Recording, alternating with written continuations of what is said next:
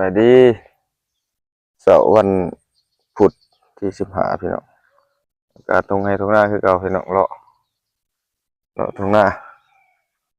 บนเขากำลังกบมันแหละพี่น้องกำลังกบ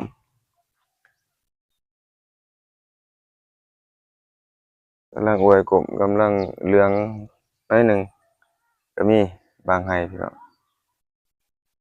ตอนเช้าวันพุธที่15มื้อนี้อากาศสิว่าสิเย็นๆหน่อยหนึ่งพี่น้องสิเย็นๆบรรยากาศยามเช้าบางรายเขตรายท้องถิ่นก็เก็บเกี่ยวนำเลยพี่น้องแต่ว่าทางนี้กำลังกบพี่น้องบ่ทันพอเหมาสำนี้นี่เออ